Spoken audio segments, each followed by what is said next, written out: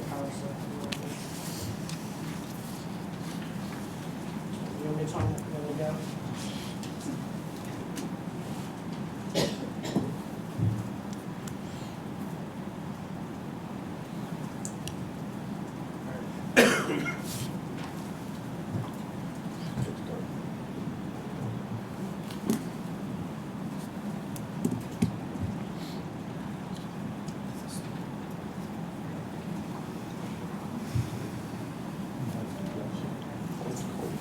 Turn the heat up in here, but it's cold.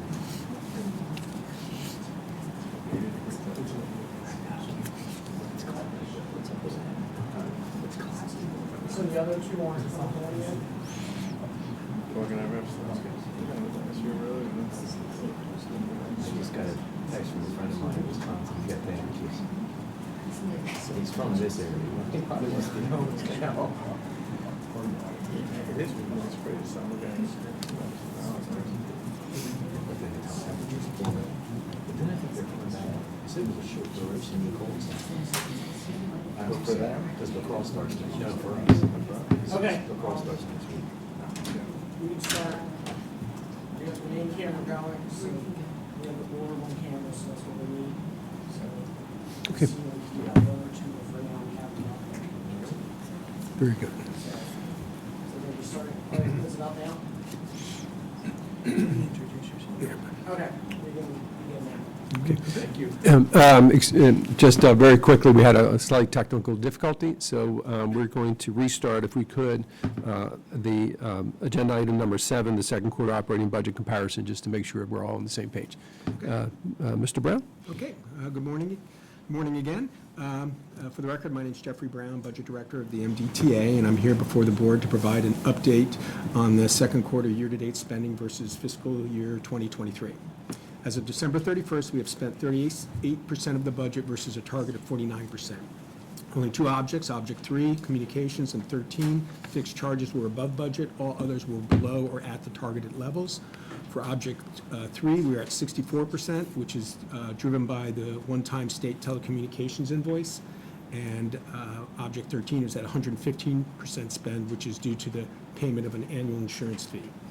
The primary drivers of this performance are personnel vacancies, the timing of invoices, and the seasonality of expenses. For Object 1 and 2, salary and wages, we were below budget at 43.7%, and this again is driven by our employee vacancies currently. Communications, Object 3 is above budget at 64%. The key variances were telecommunications 303, which is at 25% spend rate, which is really driven by vacancies. And as mentioned before, the state-paid telecommunications, which is Object 305, is driven by the state radio invoice, which was 1.6 million actual versus a budget of 1.7 million. So we do expect this object to come back towards budget. Object 4, travel is below budget at 24% spend. Really, this is the timing of activity of when trainings and conferences and meetings occur, so we anticipate this to be on budget. Fuel and utilities, Object 6, is below budget at 30% spend, mostly driven by electricity, which is Object 620 at 28% spend. There were some delayed fuel and utility billings. They are currently doing a reconciliation of these accounts to get a better understanding of whether we will be on or whether we'll be at budget or not. Motor vehicle operations and maintenance is below budget at a 34% spend rate. This is really dependent upon vehicle purchases and when the orders come in. There have been supply chain issues, there's been delays, so we actually do expect this to be below budget, and we'll have to roll those costs into fiscal year 2024. There was also good performance because we had budgeted gas prices to be actually higher than we actually had experienced, as well as warranty coverage covering a lot of the expenses on new vehicles. Contractual services, Object 8, is below budget at 28% spend. The significant variances, well, starting with the first 3, advertising, engineering, and equipment rental, all 3 of these are running below budget, but these are driven by, again, the timing of activity and when invoices come through, so at this point, we anticipate them to be on budget. Equipment repairs and maintenance, 809, is over budget at 92%. However, this is driven by a one-time IT storage and blade service maintenance invoice. Not unexpected, it's a one-time cost, so we do expect this to come back to budget. Education and training is below budget at 23%. Again, these expenses do not occur evenly throughout the year, driven by when tuition reimbursement occurs and other types of training occurs. We do have expected activity coming forward, so we do expect this to be back on budget. Management studies, again, is below budget, but we do have anticipated studies throughout the rest of the year that will bring this back to budget. And security services, really the same idea, it's 23%, but we do expect this to come back towards budget. The primarily IT objects, which is objects 841 through 869, are collectively at 30%, 37% spend to budget.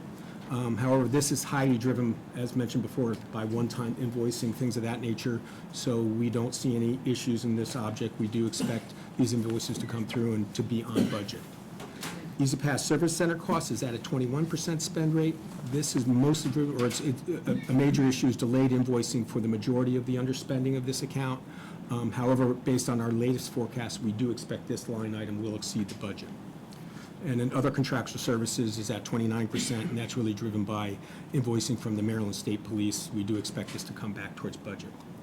Supply and materials is at 36%. Roadway maintenance materials is 905, is at 28%. This is seasonality, typically heavier during the time of year we're in right now, till spring is when we actually see most of the expenses. Salt, as you could see, is at 0.2%. Mild winter is what's driving that variance. Uniforms at 36%. We do have expected shipments coming in, so this will come back to budget. While ammunition is above at 68%, but that's driven by a one-time invoice for the annual TASER contract. So again, expected back on budget. Object 10 is at a 41% spend rate, driven by other replacement equipment, which is at 64%, which is above budget. However, that's really the replacement for PP&E equipment, which came through. That's done, so this will come back to budget. Additional equipment's at a 10% rate. This is driven by Object 1113, which is at a 3% spend rate. We do expect this to be on budget. Again, we have a big delivery expected. It just has not hit yet, so this will be coming back to budget. And as mentioned earlier, fixed objects, Object 13 is at 115% spend rate. This is due to insurance, Object 1309, which is at 133%, and this is due to the annual invoice for the bridge and tunnels liability insurance. See some major increases in premiums for insurance due to what's actually happening in the insurance market at this point. So we do, this will be above budget. That concludes my update. I'd be happy to take any questions at this time. Chairman, before that, I'd like to make one additional comment. Earlier this fiscal year, when state employees' COLAs were approved, that occurred after the approval of the current year's fiscal year budget. And at that time, we had indicated that we would monitor the budget and try to be able to cover those costs without the need for a budget amendment. At this point, we do anticipate through Object 1 to be able to cover those additional costs without needing to come back for a budget amendment. So just wanted to kind of close that out from a previous request. We were just too early in the fiscal year to be able to have any reasonable assurance that we could cover it at that time. Did that kick in, November, December timeframe? Is that when that kicked in? Okay. Very good. All right. Just one quick question. With the mild winter, do we use contractual services to help us? So, Chairman, most of our winter services are provided by our in-house staff in In-house, terms of the okay. actual field operations. Okay. We do contract out to receive the salt and, Right, okay. the actual materials and whatnot. Right, so that's why there isn't as much of a big swing, because it's more materials versus contractors. Okay. Yes. Okay. Great, thank you.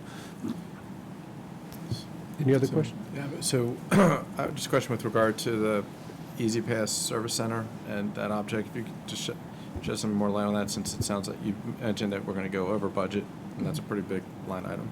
I can address that. Thank you. So the two primary drivers of that, the first one was the FY22 accrual. It was understated by, what was it, $3.4 million. I have not gone back to look and see why was the accrual understated. I'm not sure if an invoice or two was missed, or if the estimate, we captured all the invoices, but they were just underestimated at that time. So that's the first driver. The second driver is the customer assistance plan, that the additional staffing that we provided, we had budgeted less than our actual expenses, which was 3.8 million. So together, that's 7.2 of overages compared to what we budgeted. You know, there's some other line items that are a little bit over, but then there's others that offset. So our takeaway, when we think about whenever we have an overage, you know, we really try to understand it so that we can figure out, is that overage going to impact future years? And this will not impact future years because the accrual was a one-time thing, as well as the additional staffing associated with the customer assistance plan was one time. I'd like to just add one more point too, related to the fact that we're able to make up the COLA with the fact that we have a higher vacancy rate for an extended period here. Over the last year, we have had a good reduction. Tanya and her team has been working very hard with all of the engagement activities and whatnot that we've talked about. We've reduced over the last, through 2022, about 1.8% reduction in our vacancy rate. So the team is working tirelessly, offsetting the attrition that we have. We had a lot of retirements last year. That being said, you know, we're listening very carefully to the administration and the legislature about new initiatives that may help to accelerate reducing that vacancy rate. And so if those things would go in early, they could have an impact on our ability to offset that COLA. So we're going to monitor this and keep an eye on it. And we obviously are going to balance those competing goals of filling our vacancies as quickly as we possibly can with maintaining our operating budget. So I just wanted to make sure the board was aware that those two goals do have a little bit of an offsetting effect for us. On the mild winter, do you generally have overtime costs associated, you know, when we have a severe winter, I'm assuming? So Generally, we do. yeah, so in our budget, how would we show that, and is that down? For winter storms, we average three years. Yeah, I think usually 3 years. we do a rolling 3-year average, but we will account for, you know, like an outlier year. So in other words, like when we're doing the budget next year, Right. and let's suppose that the winter stays mild throughout, this year will be considered an outlier, Sure. so we will adjust for that Right. next year. But And it the may same- assist with this COLA issue. I'm sorry? It may assist us with this, meeting the COLA issue. Yes, Is what I but was getting to. honestly, like the Easy Pass, Right, right. you know, we're looking for, right now, our planning, well, how we're monitoring it, is that Object 01 will cover the COLA, is our Gotcha. thought. And then, like this Easy Pass, you know, the salt, winter, some operations line items, vehicles that are likely not to come in, Right. that will offset that. Okay, thank you. Okay, any other questions? Remember? Very good. Thank you, Mr. Brown, for. Thank you. The eighth agenda item is the second quarter capital budget comparison. Ms. Marriott? Just gonna hang out. Good morning. Good morning. I'm here today to update the board on the status of actual fiscal year '23 capital spending against the fiscal year '23 budget in the fiscal year '23 to '28 draft CTP that was approved by the board last year in June. This information was presented to the Finance Committee on February 9th. Actual spending through the second quarter was $215.7 million. This is 38.8% of the $556 million budget. 21 of the 91 projects budgeted in fiscal year '23 were within the acceptable spending limits of 25 to 75%, which is plus or minus 25% of the 50% target. Due to normal lags in invoicing, a plus or minus 25% threshold was determined to be reasonable. If you would turn to attachment A, shown here are 10 projects with a fiscal year '23 budget of more than $11 million.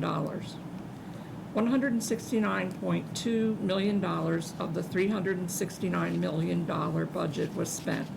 The spending rate for these 10 projects is 46% through the second quarter. And I'd be happy to answer any questions you may have. Any questions? Just one, and this is more of a request. If we could, for future meetings, have where we are on meeting the minority participation on the different contracts that we have. Okay. All right, thank you. Okay. Very good, thank you. Chairman, if I could. Sure. We do in our quarterly operating policy, Civil Rights provides an update Okay. on the overall program, but we'll make sure that either through the capital that's fine, updates yeah. or the civil rights updates, we'll provide a breakdown by contract. Great, I appreciate that. All right. Item number 9, quarterly update on traffic and revenues. Ms. Sharpless? Thank you. The purpose of this item is to provide you an update on our traffic and revenue. The traffic and revenue, it's a good story for us this year. We're doing quite well. Passenger vehicle levels, they continue to track closely to pre-pandemic levels. Overall, commercial continues to outperform pre-pandemic levels, and we are exceeding our forecast. Okay, so when I talk about it for a minute, we've got we always have two numbers, right? We have one, just as of this point in time, where are we? And then the second number, we always talk about timing differences, and the timing differences is the one we really want to focus on. So I'm going to move to page 2. At the top, you have a table. We provide this table, and the first thing that it does from a transactions and a revenue perspective, it compares ourselves to where were we from the prior fiscal year at this time. And you can see on both transactions and revenue, we exceed from last year. We're 1.7 million more transactions and 18.8 million more in revenue. Now, more importantly, we always say is where are we in relation to our forecast, because that's what all of our planning is based on. And we are ahead there. Let me talk about that in a second, a little bit further down rather than at this table. So I'm actually going to move you down to the attachment A. We'll start there. And as of the end of December, our forecast was $365 million. We're at $405 million. Now, for exceeding by 39.7 million. Now, almost 16 million of that are timing differences. In other words, the forecast assumes a certain delay in processing. We've been able to be ahead of that assumption, and that's what's driving that. So when we adjust for timing differences, we are ahead of our forecast by nearly $24 million, halfway through the fiscal year.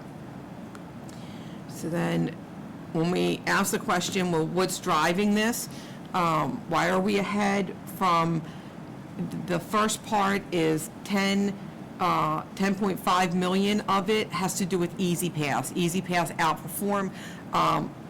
We've processed more, I'm sorry. We've posted more than what we had forecasted, and the same with iTolls.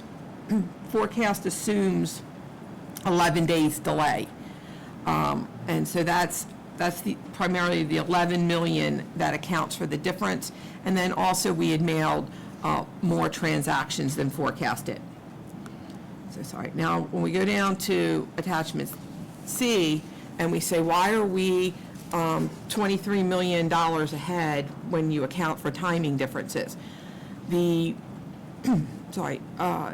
have some transactions that were not part of the forecast that were from prior years. Some transactions, we were uncertain as to whether or not away agencies would take them and process them. So when forecasting, we do need a slight conservatism to it, but we were able to process those transactions. Also, Easy Pass is doing very well. Average revenue is higher than forecasted, That's by nearly $22 million. And then we do have some video toll collections and central collections unit. Collections are lower than forecasted, and part of that is due to the customer assistance plan. With that, in your materials also is a quarterly report from CDM Smith. Additional reading, should you choose to, but happy to answer any questions. Okay, thank you. Any questions? Very good. Yeah, very good, thank you. All right, thank you, Debbie. All right, item number 10, legislative session. Bradley and James. Sounds like you give your own report.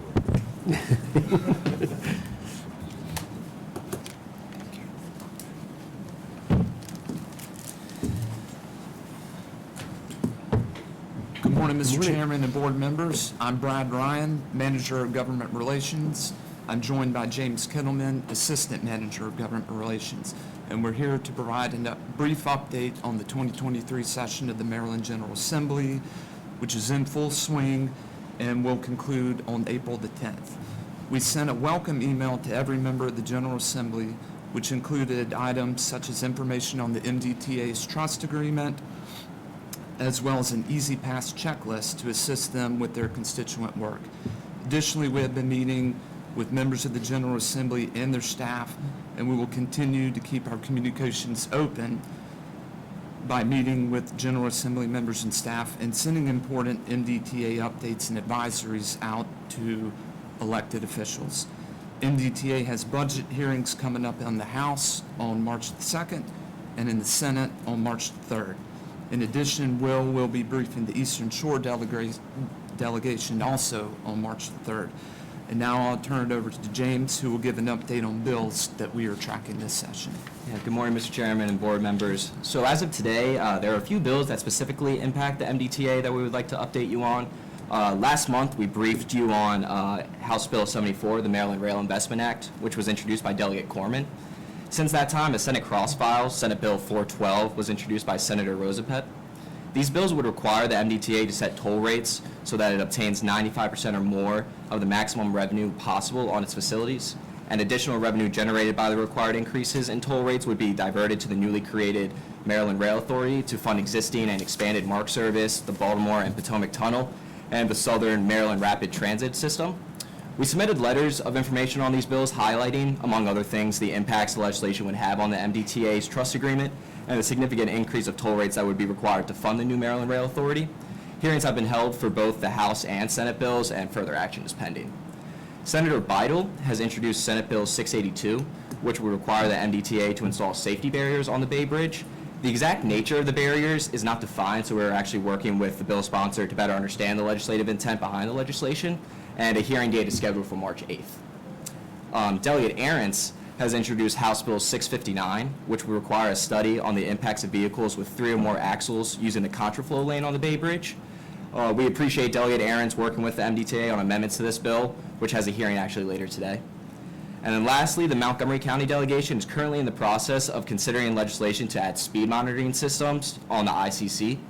While the bill is working through the Montgomery County delegation, we continue to monitor its progress, and we will be sure to let members know of any impacts to the MDTA.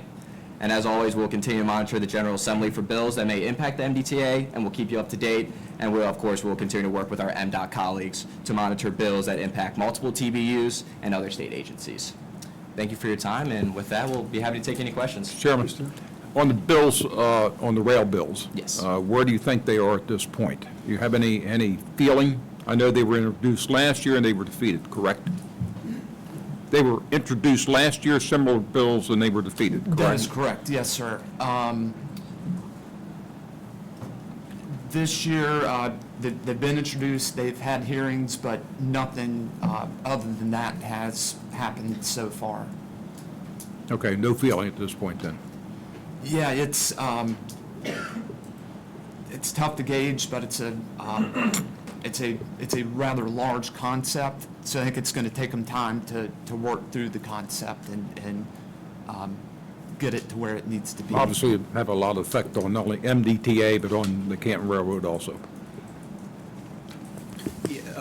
helping out Brad here a little bit. We did, our letter of information that we provided to both the House and Senate did provide really good clarity on how it would impact the MDTA and potential issues to our customers related to the tolling aspects of the bill. That being said, we're tracking it. You know, as you mentioned, the bill didn't pass last session. However, you know, the bill sponsor at the House hearing did make a note that he has an interest in working with legislators on how it possibly could be revised to make it more attractive and move forward. So we're going to stay tuned to see how those amendments may develop, and certainly we know there's a lot of interest in advancing transit projects, and that's kind of the aim of this bill. So whether it's funding through MDTA or some other source, you know, that I think that's a lot of what's being achieved through this bill is just a lot of discussion around how to fund transit. So that seemed to be a lot of the nature of the discussion at the hearing. So, If I could, I mean, I've had the same discussions, obviously, with the sponsors of the bill. Obviously, we have some concerns, you know, what this could do for the toll authority. But as Will just mentioned, you know, we need to take a much broader look at some of the funding for some of the transit initiatives in the state. That's what we're doing as well. So we're working with them, I think, in partnership through this. Thank Any other questions for me? Just, if you wouldn't mind sharing that letter of information with the board that we submitted to the bill sponsor. Sure. Thank you. Okay. Just one other update in some of the things that I've been doing with the legislature. Obviously, it is, you know, working in partnership, which is clearly the governor's focus is to make sure that we're working with all of our elected officials, state and local and federal, much closer. So we're doing that. One of the things that has come up repeatedly is litter on their highways. And I've spoken to Will. Obviously, State Highway has they're announcing today a major initiative in that area. So it's something that, again, with your maintenance people, just to make sure that we're on top of, because it has come up repeatedly in all my meetings with elected officials throughout the state. Okay, thank you. Anything else? Thank you. Okay, agenda item number 11, HR committee report. Member Gaines. Thank you, Mr. Chairman. Sorry I couldn't be there. No. We met on February 23rd and had an update on our career counselor. We've been working very hard to place all the electronic toll workers, and I mean not electronic toll workers, the toll collection staff, which were replaced by the electric tolling, and we finally gotten everyone in place who was not going on retirement, and we put a bow on that item. We also heard from the recruitment and examinations unit, and we'll mention them briefly. They had first of all, they had replaced hire two positions within their own staff, and that's been done. And then they had 385 more requests for recruitment. A few of those were pulled back, but in 2022 we had 145 positions filled, so that's quite impressive. And they also did several hiring events around the state at some of our facilities, which were very helpful with some positions. Classification and compensation shared an overview of their activities, and they typically get involved in positions where we have trouble filling, and try to analyze whether we're paying a market rate. And I guess we don't really figure the state is always going to pay. The private sector will pay, but sometimes we have to get closer in order to fill our positions.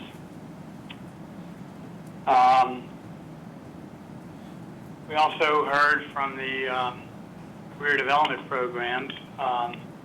We have a very close working relationship with a lot of the colleges around town, and we have, and of course, most of these people are doing this stuff at night, taking the courses at night, and working towards advanced sometimes bachelor's degrees, sometimes advanced degrees.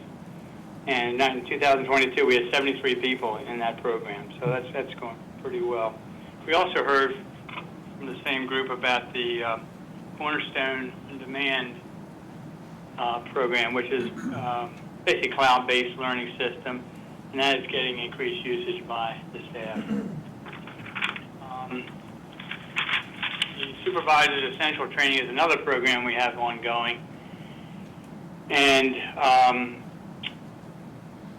over in the fall, I think we have 3 half-day training sections for all supervisors who can make it, and of our 350 supervisors, 299 participated in that. So that's really, really good. Mhm. And lastly, we heard the formation of a DEA committee and heard some of their future plans.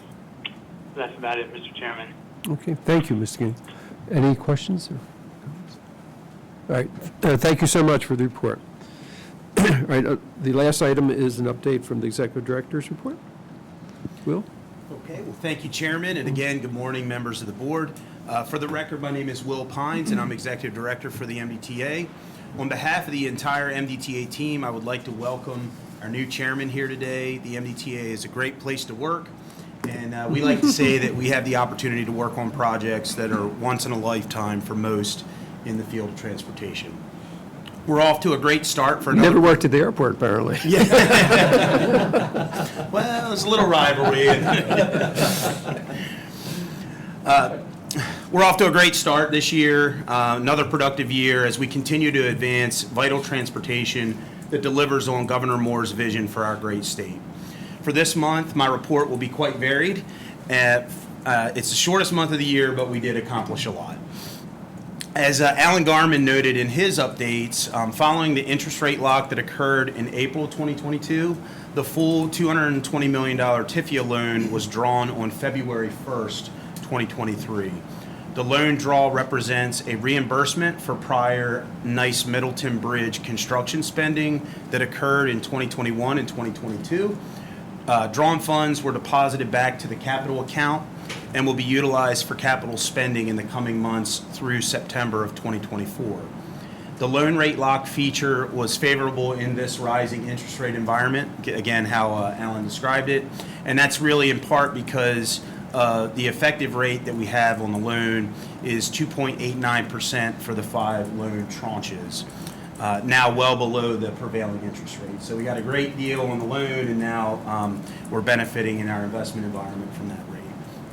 So due to the sharp rise in interest rates since the rate lock, there is no net interest cost or carrying cost for the unspent loan proceeds during the spending period, as interim investment yields are above 4% and are higher than the effective loan borrowing rate of that 2.8%. Moving on February 3rd, I had the good fortune of joining our chairman and member Cox at the MDTA Police 56th Recruit Class Graduation Ceremony held at Towson University. Recruit Class 56 Academy training began in June. The Class 56 began with 24 recruits and ended with 17 who persevered to complete the Academy training. The training is a combination of college-level coursework and physical training. Coursework covers subjects like criminal and constitutional law, and recruits also complete classes in first aid, crisis intervention, traffic safety, community policing, and de-escalation. The graduates include new police officers for the MDTA, the Maryland Transit Administration, the Annapolis Police Department, the Greenbelt Police Department, and the Towson University Police Department. The new MDTA police officers will be assigned to experienced field training officers for additional training. The ceremony caused me to reflect on how fortunate we are as an organization to continue to attract fine men and women who are willing to serve as MDTA police officers. And I want to thank Colonel Anderson and the entire Academy staff for their efforts in recruiting and retaining police cadets who go on to become the MDTA police officers. Speaking of our MDTA police, Colonel Anderson recently shared with us that the MDTA police First Sergeant Brendan Ford participated in a super plunger event as part of the 2023 Polar Bear Plunge Maryland State Police fundraising event to benefit the Special Olympics. A super plunger is the ultimate challenge. It's limited to anyone up for the challenge of raising at least $10,000 for the privilege to plunge in the Chesapeake Bay 24 times in 24 hours alongside with fellow super plungers and Special Olympic Maryland athletes. First Sergeant Ford raised $11,500 to benefit Special Olympics Maryland. So we want to congratulate him and thank you for representing the MDTA at the Super Plunge. So I'm going to take a pause.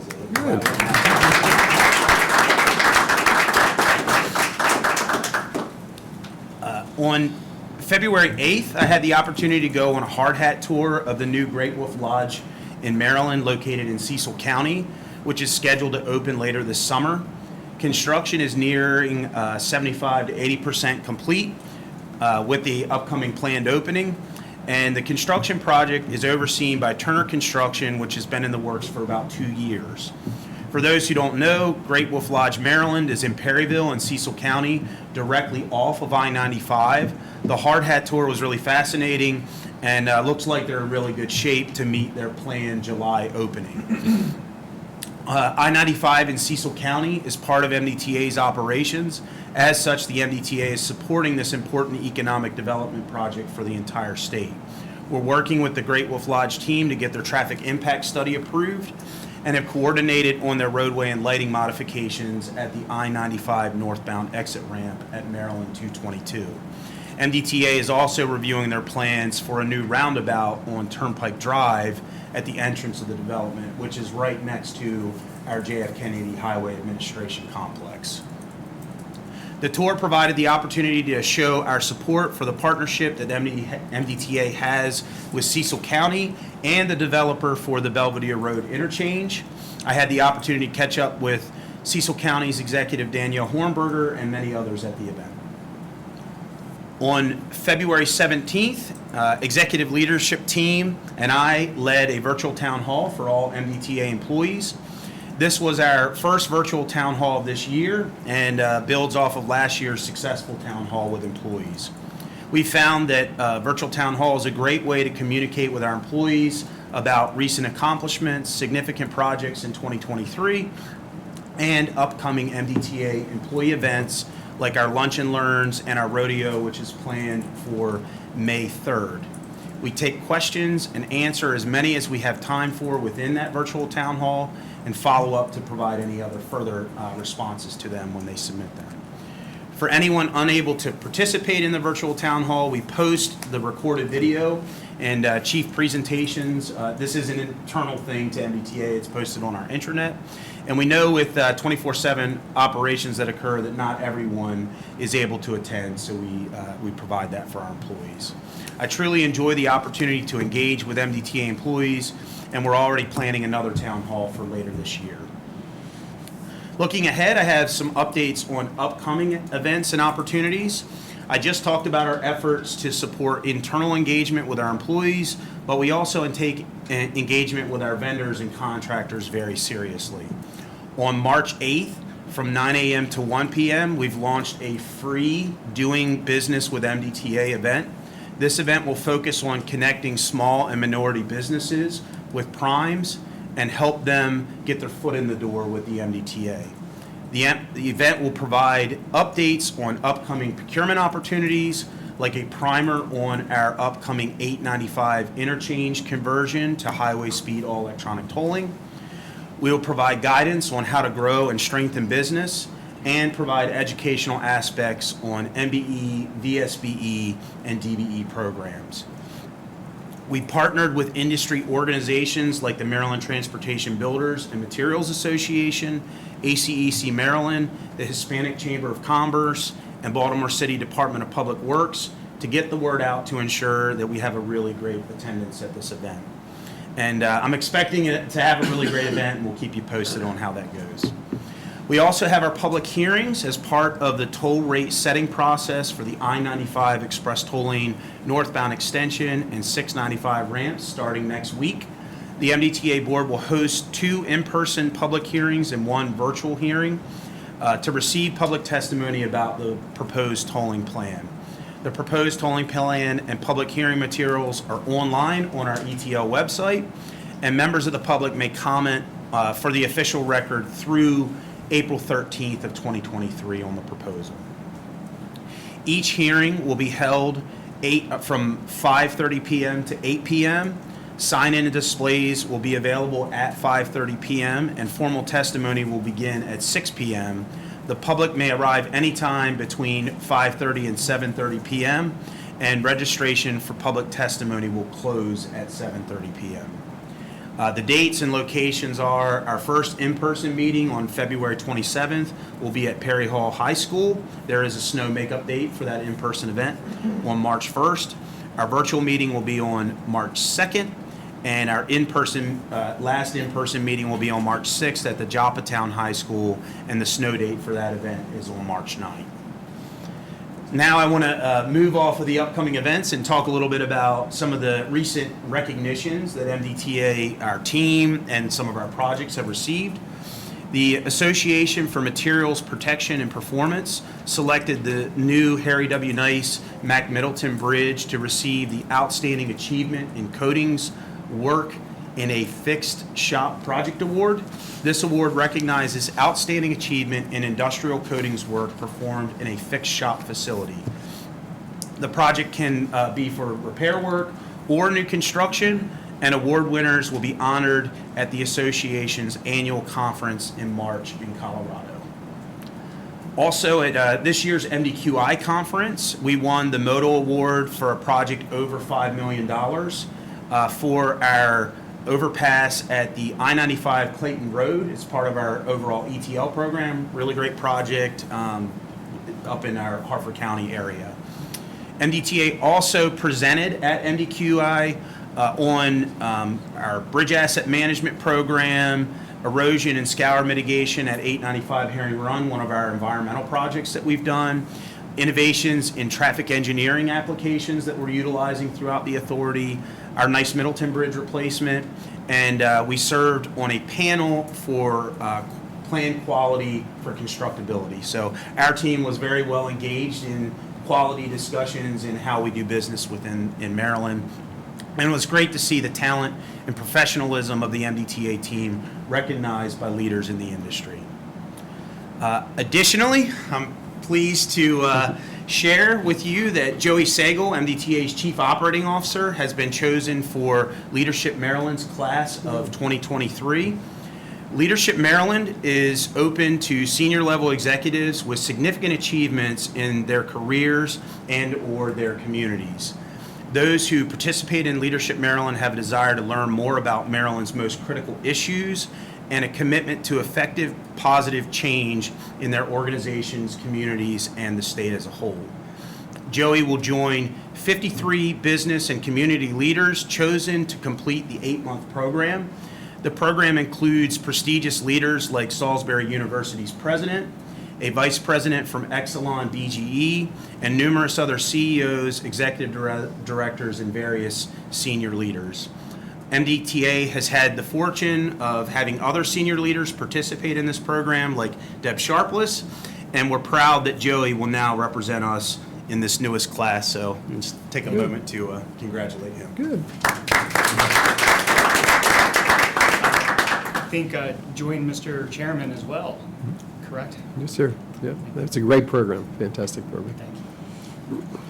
So, in speaking of Joey, I've been asked to turn it over to him by Mary. She helps me prepare all these, so I'm just going to follow her instructions. And unfortunately, she was not able to be here to handle this, but she had a previous appointment today, so Joey's going to fill in for her. Absolutely. Thank you very much, Will, Mr. Chairman, MDTA board members. While we're talking about MDTA's great successes and great accomplishments, I'd like to take a moment to acknowledge an MDTA employee. For the record, Joey Sagal, MDTA's Chief Operating Officer. The moment of time I wanted to take to recognize is an individual that recently received industry recognition.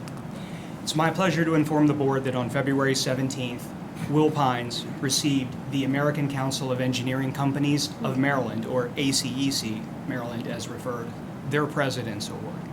The American Council of Engineering Companies of Maryland is an association representing over 90 multi-site consulting, engineering, and related firms located throughout the state, serving the public as well as private sectors.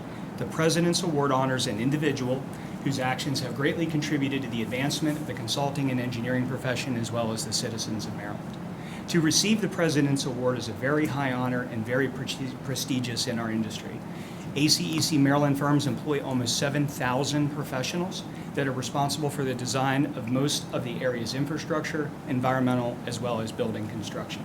It's quite impressive when you think that Will started his career with MDOT in the state as an intern, actually.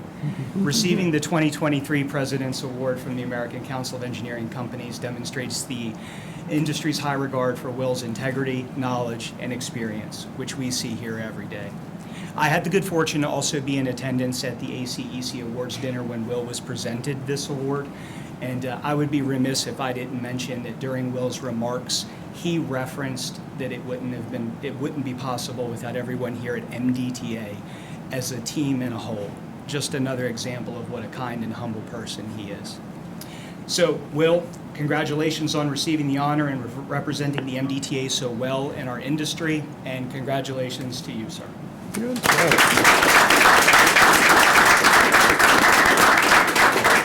And hopefully Colonel Anderson doesn't launch an investigation on how I stole through the background Will's award, but I promise I will give it back to him.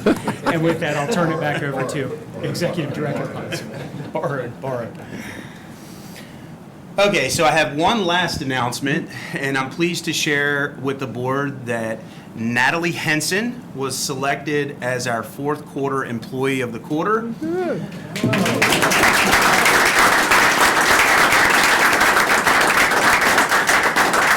We have a little something for her. I'm going to bring her up in a second, but Natalie was nominated by Mary O'Keefe.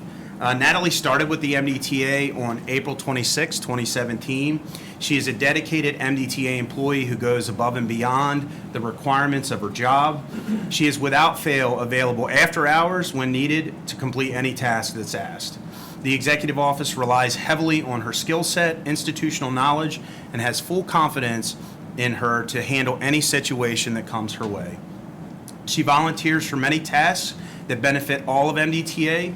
She is a key player in our virtual town halls, the Rodeo Training and Awards Day, the Maryland Charities Campaign, and Team MDTA activities. And when I started, I'm going to go off script for a second here, I told Natalie, Mary, and Selena that I tend in my brain to focus on production, but I needed their help to remember our people.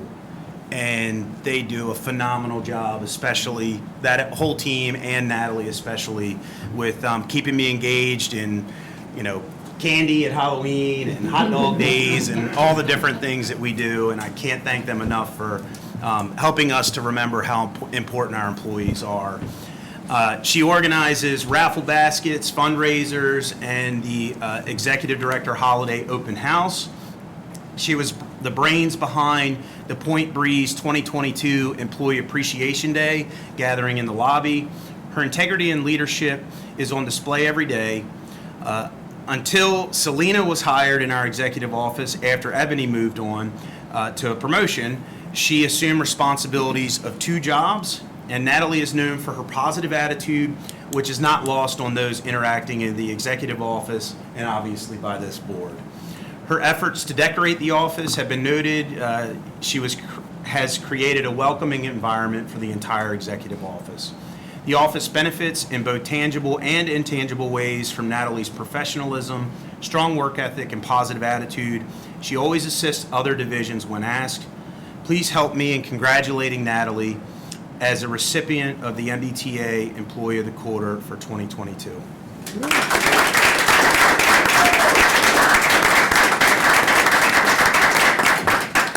We've got Eric here to do a picture and present this to her. I'm the behind the scenes girl. Not today.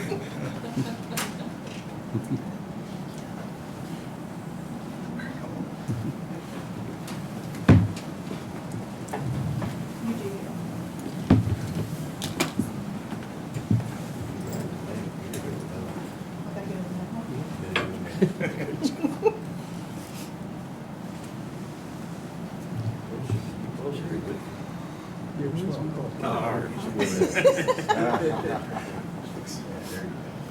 you guys ready? Yep. Here we go, on three. 1 and 2 and 3. I'm going to take another one just like that. 1 and 2 and 3. One for Mary. Thank you. Thank you very much. Congratulations, Natalie. Who else decorates in February for St. Patrick's Day?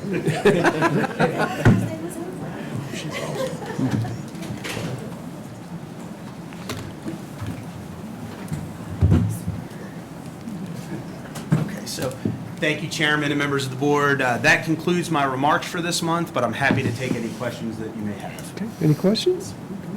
I just wanted. Of course. I'm very familiar with ACEC, having been active in it in the past, and it's a big deal, so congratulations, and thanks for representing MDTA so well. Good. As a personal note, for 14 years, I served on the Maryland Transportation Commission, and we interacted not only with this board, but with the port, the airport, MDTA, and I just want to thank the chairman for his past service heading the airport. I know he moved it forward. I know the Southwest terminal and many, many things that happened over there, he was, responsible for, and I just want to congratulate him on his past service as head of the airport and others. Thank you, Mr. Chairman. Thank you, sir. I appreciate that. Any other questions for Will or comments? Well, just, again, congratulations on the award. And Natalie, thank you. I also did want to mention, I wanted to congratulate the Colonel Anderson. I also attended the graduation. And it was a very diverse group, and I know that takes a lot of effort. Obviously, even just recruitment is very difficult, but then to have a class that reflects the community is very important to us. So those efforts are well noted. And can keep that up. And do we have another class underway or getting ready to start? Just what's the status on that? You want to come up and give an update on that? Sure.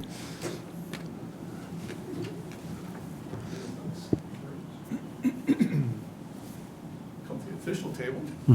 Good morning. Good morning. Colonel Anderson for the record. Yes, Mr. Chairman, we currently have a class of 15, all MDTA police officers in today. They started as an overlap class in January, January 11th. And then we look to have another class, hopefully of 30, coming up in August. Great. So we're constantly recruiting. In fact, I've tried to recruit a few members in this room, but Ms. Tanya Dorsey will not accept my recruitment. I don't know why, but we'll keep working on her. But we continue to do that. Additionally, we work with our Chief Administrative Officer, certainly the Executive Director and others, to look at our hiring practices and where we can attract additionally, and working through TSO with Ms. Judy Slater for the starting salaries and some other efforts. So Good. we'll continue to do that as well. Very good. Thank you, sir. Mr. Chairman, I also concur in what your remarks and Will about attending the event. It was absolutely outstanding. Thank you. Thanks. Okay. Any other questions for Will? All right. I just always like to end all of these meetings that I do chair in thanking the frontline employees for all that they do, and the fact that you mentioned that during the award ceremony that you received is, I really think that is very important for us to always keep in mind that everything we do is really based on their hard work, and to make sure that we're keeping them safe. Obviously with the police officers, but all of our employees. We want them to go home every night. So we have to do everything we can in our power as leaders to make sure we're providing them the resources, and we're making the decisions to keep them safe. So I think that's very important, just to reinforce constantly in our heads, because at times, as you know, this is a very dangerous business. We have people at risk, and they're around heavy equipment, around a lot of traffic, and obviously dealing with some of the community issues that we all have to deal with. So I just wanted to reinforce that. So with that, at this point, the agenda is complete. Is there a motion to adjourn the meeting? So moved. A second? Second. Okay, all in favor? Aye. Okay. Aye. Thank you. Thank you. This now concludes the meeting of the MDTA Board at 10:22 a.m. Thank you so much. Thank you.